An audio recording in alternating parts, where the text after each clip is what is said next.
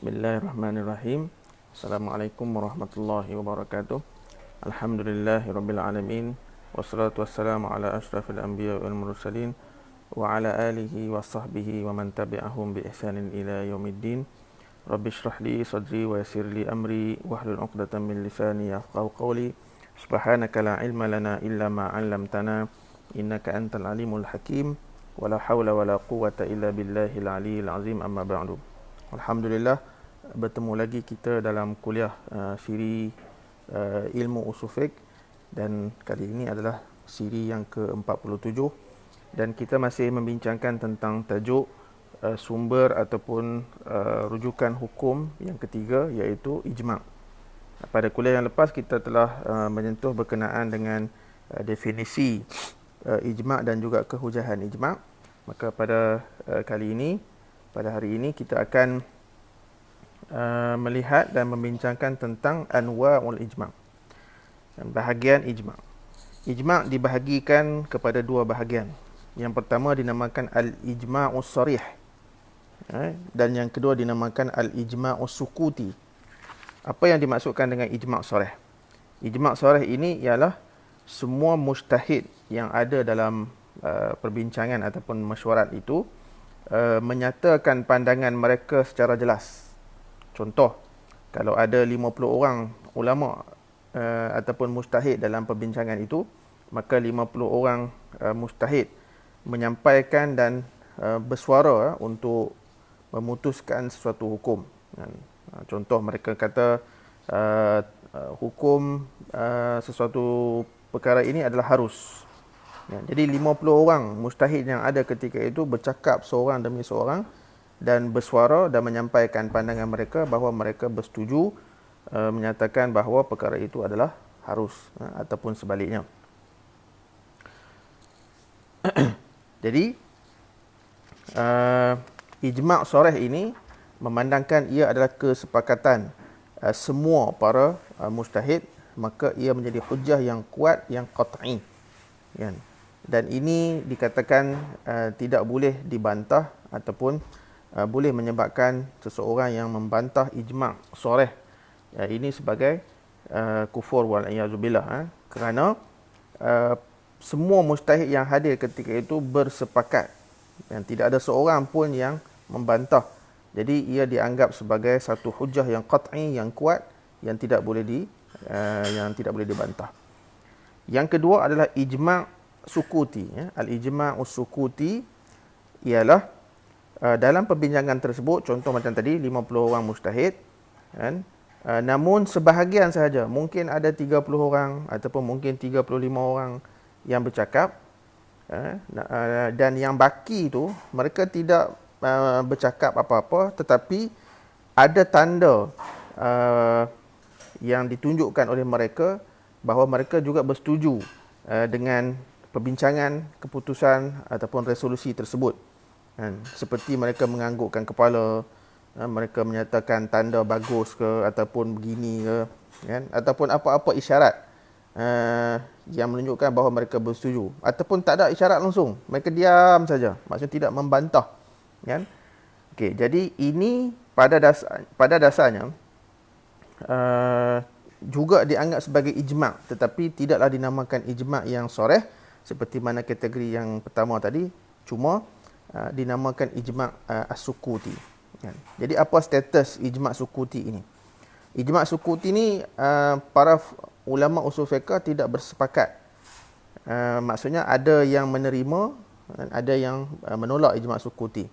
Okay, kalau mazhab Syafi'i, Imam Syafi'i dan juga mazhab Maliki, mereka tidak menerima ijma' sukuti ini sebagai hujah. Okey. Manakala mazhab Hanafi, kebanyakan mazhab Hanafi dan juga mazhab Hambali menerima pakai ijma' sukuti ini, dan mereka menganggap bahawa ijma' sukuti seperti ijma' biasa. Cuma tahap ataupun darjat ataupun tahap ijma' sukuti ini dia tidak sekuat ijma' sharih. Sebab ijma' sharih ni, kalau 50 orang mujtahid ada, maka ke-50 orang itu bercakap seorang demi seorang daripada nombor 1 sampai nombor 50. Jadi kita jelas bahawa mereka telah menyampaikan pandangan mereka dan bersetuju dengan satu-satu resolusi. Tapi ijma' Sukuti ini, kita tidak mendapat satu penyataan yang jelas daripada ke-50 orang itu, kan. Kebiasaan berlaku sekiranya dalam perhimpunan ataupun mesyuarat mujtahid itu adanya tokoh-tokoh yang hebat-hebat dengan tokoh yang kita kata mungkin yang muda ataupun yang anak murid kepada mujtahid yang lebih lama dan sebagainya tu kan. Jadi anak murid ni kadang-kadang dia hormat guru, dia diam je, dia biar guru dia bercakap. Jadi maknanya kemungkinan itu boleh berlaku, kan. Namun kenapa juga dianggap sebagai ijma' Sukuti, kan? Kerana tidak ada tanda-tanda bantahan ataupun bangkangan daripada mana-mana individu, mana-mana mujtahid. Cuma mereka tidak menyampaikan ataupun tidak bersuara, itu saja. Okey. Jadi kita kata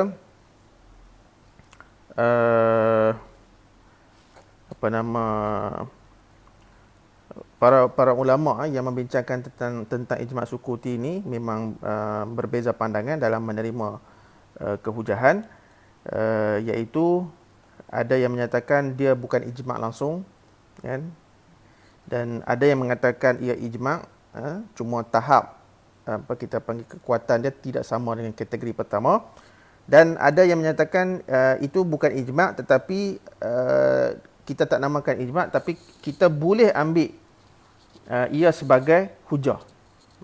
Maksudnya kita tak namakan ijma', tapi mungkin pandangan majoriti jumhur ulama dan sebagainya. Okey, itu dari segi pembahagian ijma'. Jadi kalau dalam ijma' Sukuti ni kan, kita nak ambil pandangan mana? Pandangan yang kata bukan ijma' langsung ke, ataupun pandangan yang menyatakan dia adalah ijma' juga, ya, ataupun dia bukan ijma' tapi dia boleh dijadikan hujah. Kalau ikut pandangan Dr. Abdul Karim Zaidan dalam kitab Al-Wajiz ini, dia menyatakan bahawa maksudnya tidak kisah kita namakan ia sebagai ijma' ataupun tidak, tetapi sebenarnya ijma' Sukuti ini boleh dijadikan sebagai hujah sandaran hukum kita, kan, kerana ia telah diputuskan oleh para mujtahid, kan, cuma tidak semua yang bersuara. Jadi maksudnya boleh dijadikan sebagai hujah dan rujukan. Okey, isu yang dibangkitkan oleh Dr. Abdul Karim Zaidan seterusnya ialah berkenaan dengan ikhtilaful mujtahidin fi mas'alatin ala qaulin ala qaulaini, kan, hal yajuzu ihdath qaulin salisin. Okey. Maksudnya kalau zaman dulu, kan, para ulama kita dah berlaku khilaf dah. Ada dua pandangan. Jadi boleh tak pada zaman sekarang ni mengadakan pendapat yang ketiga, keempat dan seterusnya. Okey. Rupa-rupanya isu ini ulama usul fiqh telah bincang dan telah ada pandangan masing-masing dan berbeza pandangan lah. Ada yang menyatakan tak boleh, kan? Tak boleh dah kita adakan qaulun salis, kan? Kerana apa? Kerana perselisihan ataupun perbezaan pandangan para fuqaha zaman dulu itu kebiasaannya dah kira jami' manik lah, kan? Jadi kita nak adakan pandangan baru buat apa? Itu jis, pandangan pertama lah lebih kurang. Yang kedua pula pandangan kata awak tak boleh pula, boleh je, kan? Sebab apa? Kan? Sebab kalaulah pada zaman dahulu pun telah berlaku khilaf, maksudnya benda itu bukan ijma'. Okey. Jadi kita boleh mengadakan qaul yang ketiga ke keempat dan sebagainya. Manakala pandangan yang ketiga, mereka memberi sedikit tafsil ataupun perincian berkenaan dengan isu ini, di mana kalau mereka menyatakan bahawa sekiranya ada dalam khilaf dua pandangan yang terawal itu ada qadrun mushtarak, kan? Maksudnya ada, kita kata satu persamaan dalam satu sudut. Okey, jadi tidak boleh mengadakan pandangan yang ketiga, keempat dan sebagainya. Tapi kalau tidak ada qadrun mustarak di antara dua pandangan yang terawal itu, kan, maka dibolehkan untuk kita mengadakan pandangan ketiga dan sebagainya. Okay, cuma komen saya, kan, komen saya dan sebelum itu Dr. Abdul Karim Zaidan telah mentarjahkan pandangan ketiga, kan, dalam buku dia lah. Dan komen saya berkenaan dengan isu ni sebenarnya apa sahaja yang berlaku khilaf pada zaman dahulu, dan itu menunjukkan yang pertama benda itu bukan ijma'. Okey. Jadi bila bukan ijma', maksudnya terbuka kepada ijtihad. Okey. Jadi apa sahaja yang telah dikhilafkan pada zaman dahulu dan pada zaman sekarang, boleh tak untuk kita istilahnya revise, refresh, ataupun kita panggil nak tokok tambah, nak ubah, nak ijtihad baru dan sebagainya pada zaman sekarang, boleh tak boleh? Jawapan saya sepatutnya wajib, kan? Kerana apa? Kerana mungkin kita nampak isu tu isu yang sama, tetapi dalam keadaan pada zaman sekarang yang mutatallabat, keperluan lain, dia punya keadaan lain, maka sudah tentu, kan, kewajaran untuk mengadakan qaul salis ke qaul rabi', qaul khamis dan sebagainya itu adalah perlu sangat-sangat untuk disesuaikan dengan keadaan pada zaman sekarang. Jadi sebab tu saya selalu katakan bahawa ijtihad para fuqaha dan ulama kita pada zaman dahulu itu adalah rumusan ijtihad yang berdasarkan kepada waqi' zaman mereka, zaman para fuqaha yang silam. Pada zaman sekarang, kita kena ada perbincangan mengikut kerangka fiqh tempatan. Selalu orang katakan fiqh fiqh Malaysia ataupun kearifan tempatan dan sebagainya. Maksudnya kita kena melihat dah ulama-ulama di Malaysia ini khususnya nak bincangkan perkara-perkara yang berlaku di Malaysia, dia tidak boleh hanya memetik pandangan ulama-ulama Arab kemudian terus nak pakai pandangan, contoh, kita selalu petik pandangan Qaradawi, pandangan Buti, pandangan Zuhaili dan sebagainya tu, kan. Bukan tak boleh, boleh, kan. Tetapi akhirnya nanti kita akan tengok kesesuaian pandangan-pandangan tersebut untuk ditatbikkan ataupun untuk dilaksanakan dalam konteks Malaysia. Jadi kalau pandangan syekh-syekh yang disebutkan tadi itu sesuai, maka tidak ada masalah. Tapi kalau tak sesuai, ataupun kita kena ubah suai, maka kita kena ubah suai mengikut keperluan tempatan kita di Malaysia. Okey. Kemudian poin yang disebut oleh Dr. Abdul Karim Zaidan ini berkenaan dengan mustanidul ijma'. Sandaran ijma'. Boleh tak ijma' dilakukan tanpa sandaran? Dan jawapannya tidak. Para fuqaha kita, para ulama usul fiqh kita telah menentukan bahawa ijma' mesti ada sandaran syar'i. La budda lil ijma' min mustanadin syar'iyyin. Dan kerana apa? Kerana kita berkata-kata tanpa ada sandaran, itu adalah qaulun bil hawa dia panggil. Kita bercakap tanpa bukti. Dan sebab itu dalam penentuan hukum, termasuk dalam isu ijma' ini, dia mesti ada sandaran dalil. Dan sandaran sandaran ijma' ini, okey, sandaran ijma' ini yang utama ialah Quran dengan sunnah ataupun hadis, Quran dan hadis. Kita kata boleh ke, dan apa perlunya ijma' pada perkara-perkara yang memang telah disebut oleh Al-Quranul Karim dan juga hadis. Dalam fiqh Islami dia tak pelik. Sebab apa? Sebab ijma' yang datang, dia menyokong ataupun menguatkan dan menambah sumber rujukan hukum. So tidak ada isu. Sebab itu contoh, kita katakan ijma' yang berdasarkan ataupun yang sebagai sokongan kepada ayat Al-Quran. Contohnya dalam surah An-Nisa, Allah kata hurrimat alaikum ummahatukum wa banatukum. Ayat ini menceritakan tentang wanita-wanita yang haram dikahwini oleh seseorang lelaki, ibu dia sendiri, anak perempuan dan sebagainya.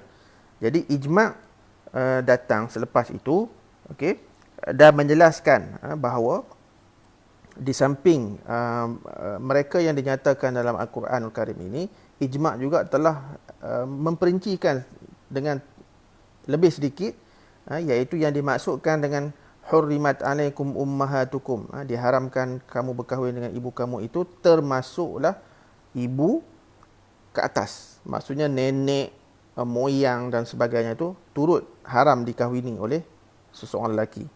Okey, walaupun dalam Quran ni sebut ibu kamu saja kan. Tapi ijma' dia datang, dia kata ibu pun haram.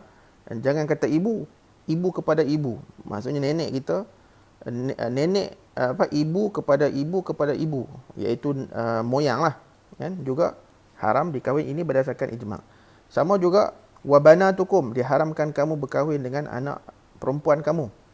Jadi ijma' datang menyokong ayat ini, kemudian menambah dan memperincikan, iaitu bukan kata anak perempuan, tetapi juga anak perempuan kepada anak perempuan, iaitu cucu perempuan lah, dan cicit, piut dan sebagainya, termasuk belaka. Ini berdasarkan ijma'. Okay, jadi ini kita katakan ijma' yang berdasarkan ataupun ada sandaran dalil daripada Al-Quranul Karim. Okey. Adapun ijma' yang berdasarkan ataupun bersumberkan berdalilkan hadis, antaranya ialah ijma' para ulama' dalam memberikan nenek 1/6 daripada pusaka. Dan ini berdasarkan hadis Rasulullah SAW yang memberikan bahagian nenek ini 1/6. Jadi datang selepas itu ijma' ulama' menyokong dan menguatkan lagi hadis ini. Okey.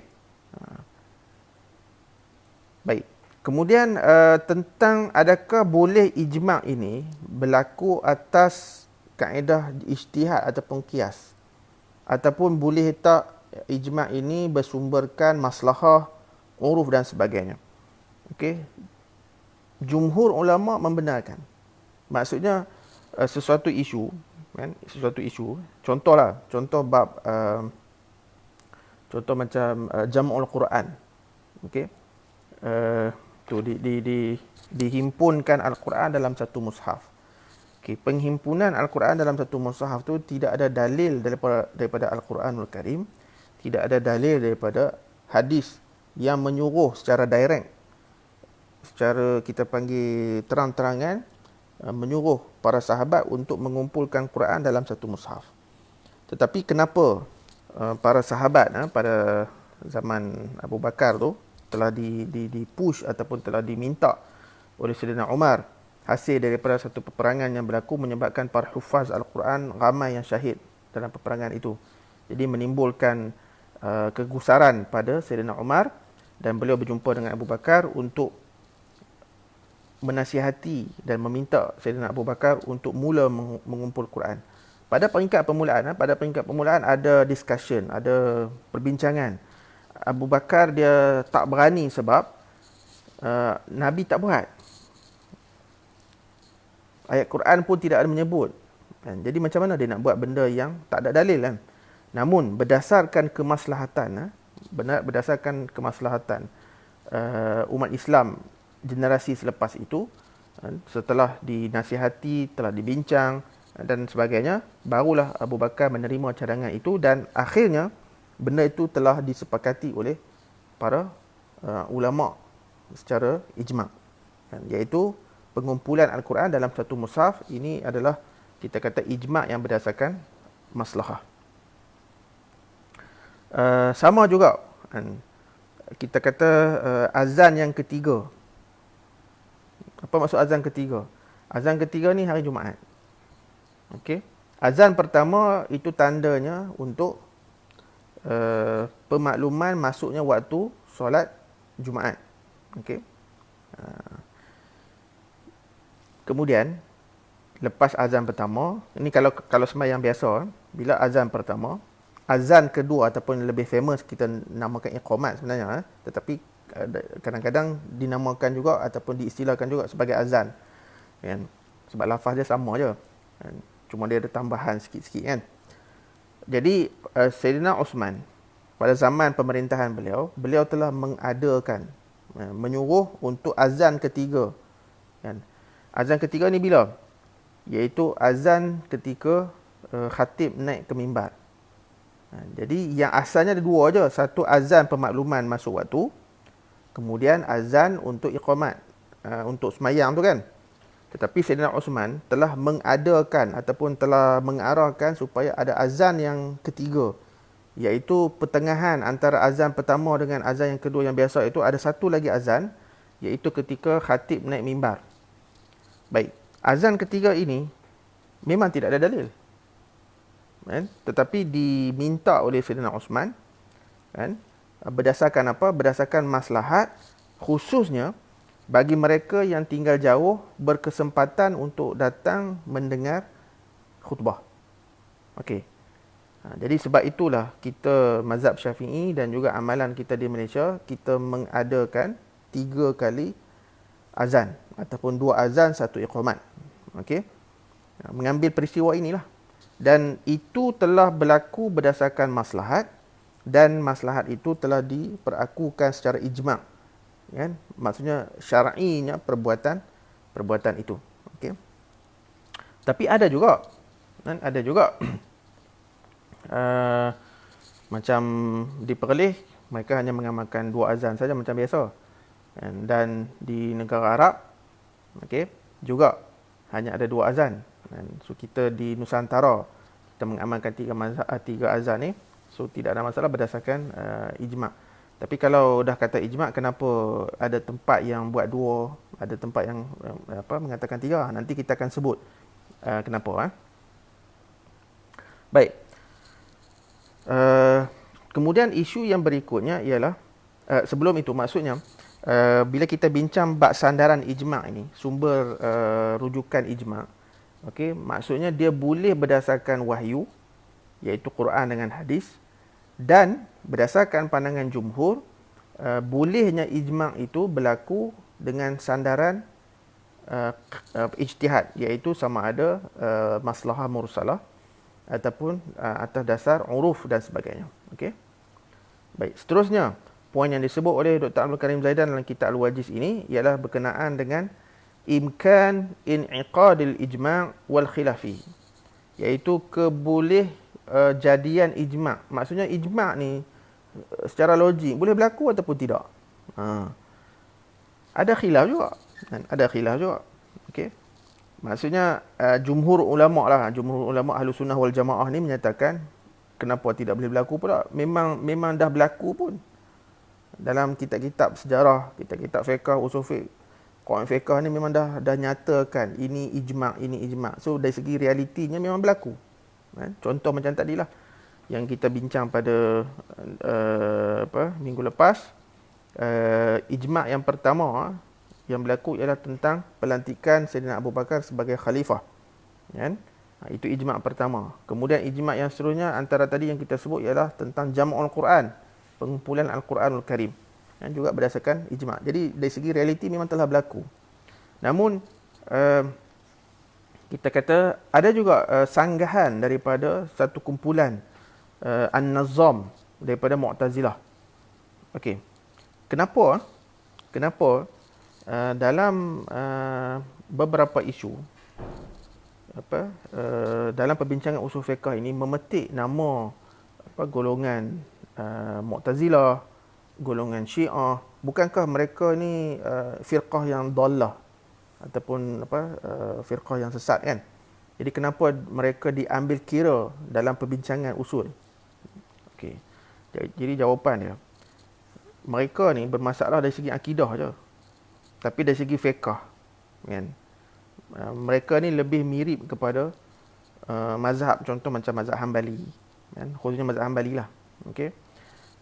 Ataupun mazhab Syafi'i dan sebagainya, kan? Sebab itu dalam perbincangan usul fiqh masih memetik beberapa pandangan daripada Mu'tazilah, Khawarij ke ataupun Syiah tu sendiri.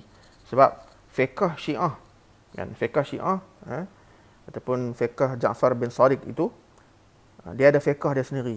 Dan dari sudut fiqh dia tidak berbeza sangat dengan fiqh-fiqh mazhab Syafi'i, mazhab Hambali, mazhab Hanafi, Maliki kan. Kita panggil dia punya usul tu tak berbeza sangat. Cuma pecahan-pecahan furu' sahaja yang banyak berbeza. Okey, sebab itu dalam perbincangan ijma' ni dinyatakan bahawa ada pandangan yang kata ijma' boleh berlaku, iaitu jumhur ulama, dan ada sekelompok kecil iaitu golongan an-nazam daripada mazhab Mu'tazilah menyatakan mustahil berlaku ijma' disebabkan kita tak tahu. Ni pandangan an-nazam, pandangan Mu'tazilah. Mereka menyatakan bahawa mustahil boleh dihimpunkan para ulama dalam satu tempat, satu masa untuk bincang dan mereka nyatakan kita kata pandangan mereka. Tapi poin yang disebut oleh Dr. Abdul Karim Zaidan dalam kitab Al-Wajih ni agak menarik. Tuan-tuan dan perempuan, sidang penonton sekalian boleh merujuk sendiri dalam kitab Al-Wajih ni. Saya tak baca satu-satu sebab agak panjang, cuma saya khulasahkan sebegini. Dr. Abdul Karim Zaidan dalam memberi komentar berkenaan dengan isu ini, boleh tak berlaku ijma' ataupun tidak. Dan beliau menyatakan bahawa dibahagikan kepada dua zaman lah kita katakan. Dua zaman ataupun dua peringkat. Yang pertama pada peringkat zaman sahabat. Dan yang kedua ialah peringkat selepas pada zaman sahabat. Okey, jadi pada pandangan Dr. Abdul Karim Zaidan, yang dikatakan ijma' pada dalam perbincangan usul ini ialah merujuk kepada situasi ataupun keadaan yang berlaku pada zaman sahabat sahaja. Kan? Kenapa? Kan? Dan khususnya awal-awal pemerintahan Abu Bakar dengan Saidina Umar. Sebab bagi Dr. Abdul Karim Zaidan ni, dia kata kalau kita tengok kebanyakan kitab-kitab rujukan, memang pada zaman Saidina Abu Bakar dengan Umar khususnya, mereka akan menghimpunkan para ulama yang ada ketika itu untuk perbincangan. Kita tahu sahabat ni ramai, kan? Sahabat ni cukup ramai, ribuan orang. Tetapi dalam apa-apa perbincangan, kan, Saidina Abu Bakar dan Umar ini memanggil beberapa orang je, okey, yang diiktiraf ilmu mereka, yang menjadi yang diistilahkan ahlul halli wal aqdi. Okey. Dan bilangan tu dia tidak ditetapkan 10 orang ke 15 orang, tetapi ada beberapa orang dijemput untuk perbincangan. Jadi apa sahaja yang dibincangkan dan diputuskan oleh ahlul halli wal aqdi ataupun syura tersebut, maka itulah ijma' dan wajib diikuti oleh semua umat Islam. Okey.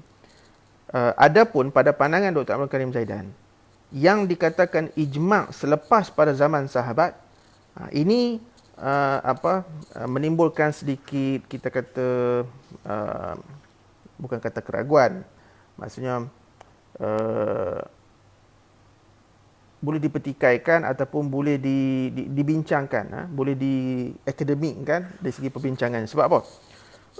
Sebab bila di pertengahan ataupun hujung pemerintahan Umar, kemudian naik Saidina Osman dan Ali, kemudian seterusnya dengan pembunuhan Saidina Ali apa semua tu, umat Islam, para ulama telah bertebaran di merata tempat. Okey. Jadi dakwaan yang menyatakan ijma' selepas pada zaman sahabat itu, dan bagi Dr. Abdul Karim Zaidan, sukar untuk dibuktikan dan sukar untuk dikatakan ia adalah ijma'. Dan sebab zaman dahulu dia tidak macam zaman sekarang. Kita ni ada email. Sekarang ni sejak pandemik COVID-19 ni, kita dah mula menggunakan platform webinar online ni secara luas, berluasa lah, secara luas. Sikit-sikit Zoom, sikit-sikit Webex, sikit-sikit Microsoft Teams. Zaman dulu susah, kan? Satu tempat nak ke satu tempat ambil masa, kan? Antara Iraq dengan Madinah tu, kan, 1500 km lebih kurang, kan? Kalau zaman sekarang ni kita naik kereta, mungkinlah 15 jam ke 20 jam boleh sampai, kan, lebih kurang. Tapi zaman dulu, kan, dengan highway-nya tak ada, hanya naik unta ataupun kuda, kan, Boleh jadi perjalanan 3 hari ke 5 hari ataupun seminggu baru sampai kan. Jadi nak katakan tidak ada khilaf, okey, agak sukar nak dibuktikan. Jadi apa yang biasa digunakan oleh ulama ketika itu ialah la na'lamu lahu khilafan. Setakat itu. Setakat yang kami tahu tidak ada khilaf. Okey. Itu pun tidak dapat dibuktikan dengan yakin berdasarkan zon yang ghalib, zon yang kuat. Jadi sebab itulah kalau ikut perbincangan Dr. Abdul Karim Zaidan ini, Dr. Abdul Karim Zaidan dia tidak menolak ijma' itu boleh berlaku pada zaman selepas zaman sahabat. Dia tidak menolak langsung. Cuma dia kata sukar nak dibuktikan. Jadi saya boleh buat kesimpulan daripada perbincangan Dr. Abdul Karim Zaidan ini bahawa ijma' yang betul-betul kita boleh anggap ijma' yang yakin, yang soreh, ialah ijma' yang berlaku pada zaman sahabat, khususnya pada zaman Abu Bakar dan Saidina Umar. Okey. Kemudian kepentingan, ni poin terakhir dalam bab ijma' yang dalam kitab Al-Wajiz ni, Dr. Abdul Qadir membawa tentang tajuk kepentingan ijma' pada masa kini. Dan boleh tak ia berlaku pada zaman kini? Maksudnya boleh tak ijma' berlaku pada zaman sekarang ni? Okey. Idea Dr. Abdul Karim Zaidan disokong sebenarnya oleh Prof. Sanur Qutub dalam beberapa tulisan dia, dan dia pun ada tulis satu buku Al-Ijma'ul Usuli. Intipati kepada pandangan kedua-dua tokoh ini, mereka menyatakan bahawa pada zaman sekarang ni sebenarnya boleh kita tonjolkan ataupun boleh kita wujudkan ijma' melalui apa? Melalui jawatan kuasa fatwa, ataupun di negara Arab lebih famous dengan Majma' Fiqh. Okay, jadi Majma' Fiqh ini kita lantik beberapa tokoh utama di kalangan ulama dunia sebagai ahli jawatan kuasa. Dan memang sekarang ni kita ada Majma' Fiqh yang cukup besar di bawah OIC itu, Majma' Al-Fiqh Al-Islami Ad-Dawli yang berpengkalan di Jeddah. Dan ini memang mereka menghimpunkan ulama-ulama dunia yang mewakili negara-negara Islam. Okay, katakan Majma' Fiqh itu sebagai contoh, mereka akan membincangkan isu-isu umat Islam di seluruh dunia. Dan apabila mereka bersepakat, katalah mereka ada 70 orang ahli contohnya. Okay. Jadi apabila 70 orang ulama yang berbincang itu telah memutuskan bahawa perkara ini adalah harus, maka itu dianggap ijma' pada pandangan Dr. Abdul Karim Zaidan dan juga Prof. Sanur Qutub. Jadi dia tidak, kalau kita ikut definisi ijma' yang sebetulnya, sama ada yang disebut dalam kitab Al-Wajiz ini ataupun mana-mana kitab, kita akan jumpa dan kita akan lihat definisi ijma' itu ialah kesepakatan semua mujtahid yang ada pada satu-satu zaman. Kesepakatan semua mujtahid yang ada pada satu-satu zaman. Jadi pada satu-satu zaman, maksudnya kita sekarang ni 2021. Okey. Kita kena himpunkan semua ulama yang ada dalam dunia, datang berbincang satu-satu isu. Okey. Kemudian apabila mereka bincang, mereka perlu sebut dan mereka perlu suarakan pandangan mereka untuk menjadikan ijma' itu sebagai ijma' yang soreh. Ataupun kalau tak mau sebut seorang-seorang pun, at least tidak ada tanda-tanda mereka bangkang. Jadi sama ada kita gunakan konsep ijma' soreh ataupun ijma' sukuti, itu tidak ada masalah. Okey. Cuma isu dia ialah, kalau kita pakai definisi yang sedia ada dalam kitab-kitab usul fiqh, pelaksanaan itu agak mustahil berlaku. Sebab apa? Sebab mujtahid ni ramai. Dan ikut definisi ijma' pula, dia mesti melibatkan mujtahid semua mujtahid yang ada pada satu-satu zaman. Bukan 70 orang. 70 orang itu wakil. Yang sekarang ni Majma' Fiqh ni, yang pergi ke Majma' Fiqh tu wakil negara. Okey. Dan belum tentu mereka mujtahid lebih hebat pada yang tidak dilantik. Cuma dari segi pelaksanaan realiti, kita nak aplikasi ataupun kita nak laksana ikut definisi yang sedia ada dalam kitab-kitab usul fiqh memang mustahil. Jadi kita sebenarnya kita tanya berapa jumlah mustahil yang ada dalam dunia. Kemudian, apakah kriteria sekarang ini yang menunjukkan seseorang itu dah sampai tahap mustahil? Yang tu kita akan berbalah. Kan? Adakah kita nak mengambil kira mereka yang hanya mengaji di Timur Tengah? Kan? Ataupun mereka yang hanya boleh bahasa Arab? Ataupun yang boleh baca kitab? Dan sebagainya, kita akan berbeza pandangan di situ, takkan habis-habis. Okay, sebab itu cadangan Dr. Abdul Karim Zaidan dan juga Prof. Sanur Qutub, mereka mencadangkan supaya ijma' pada zaman sekarang ini didefinisikan semula supaya mana-mana majma' fiqh. Contoh kalau kita kat Malaysia, kita ada jawatan kuasa muzakarah Majlis Kebangsaan bagi Hal Ehwal Agama Islam. Yang mana ahlinya terdiri daripada lebih kurang 21 ke 25 orang gitulah. Yang dilantik. Seorang pengurusi, kemudian mufti-mufti negeri, dia ada AJK lantikan lagi. So lebih kurang dalam hampir 25 orang lah lebih kurang. Jadi jawatan kuasa muzakarah itu apabila bersidang dan apabila mereka memutuskan sesuatu isu dan semua AJK yang ada itu bersetuju dan bersepakat, maka mengikut definisi Dr. Abdul Karim Zaidan dan Prof. Sanur Qutub, itu juga boleh dinamakan ijma'. Dan apabila dinamakan ijma', maka telah menjadi satu ketetapan. Kita kena ikut, wajib kita kena amalkan, wajib kita kena ikut. Cuma dia tidaklah jadi ijma' soreh yang siapa bantah tu kufur, tak. Tetapi ia adalah satu pandangan yang telah disepakati oleh jawatan kuasa.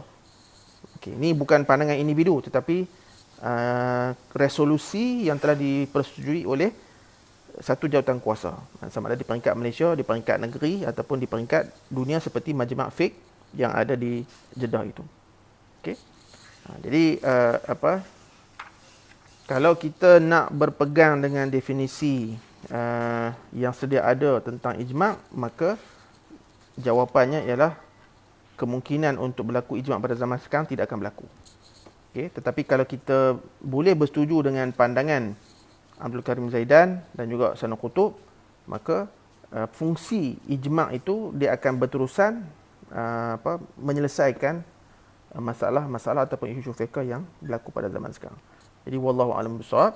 Apa yang baik itu datangnya daripada Allah Subhanahu wa taala, apa yang kurang itu datangnya daripada diri saya. Aqulu qawli hadza wa astaghfirullahal azim li wa lakum. Wassalamualaikum warahmatullahi wabarakatuh.